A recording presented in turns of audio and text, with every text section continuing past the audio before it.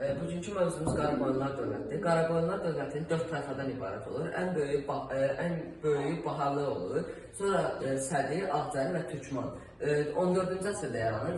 Van'da yerləşir. Sülalənin birinci banisi Bayram Xozadır. Ondan sonra Qara Məhəmməd gəlir hakimiyyətə.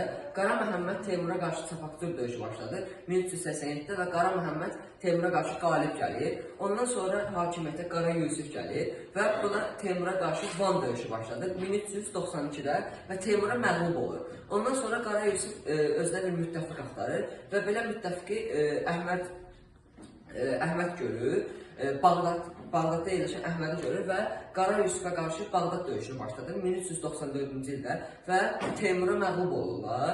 Bundan sonra Qara Yusif və Əhməd qaçaraq Misirdə gizlənirlər və 1395-ci ildən 1405-ə kimi Misirdə həbs olunurlar. Lakin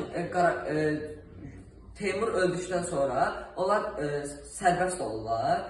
Misir dövləti onları sərbəst buraxırlar və ondan sonra Qara Yusifə Əhməd söz verdiyi kimi Təbrizi ona bəxş edir və özü Bağdadda oturur. 1406-cı ildə döyüşün 3 adı var. Naxçıvan, Araz və 1-ci Şənbi Qazan. Qara Yusif Teymurun nəvəsi Əbubəkirə qalib gəlir və onu ölkədən qovur. 1408-ci ildə Sədrut döyüşü başlayır. Əbubəkir yenidən qayıdaraq atası ilə Miranşahla gəlir və burada Miranşahı Qara Yusif öldürür, Əbubəkiri isə yenidən ölkədən dəf edir və Teymurları tamamilə qovur. 1410-cu ildə Təbriz və Əsəd döyüşü adlanır. Bir də ki, 2-ci Şənbi Qazan.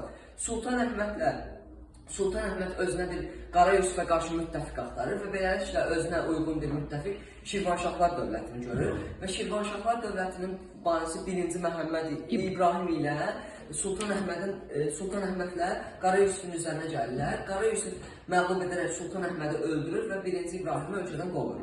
Aha, İbrahimin oğludur. Hansı dövlətdə son qoyulur?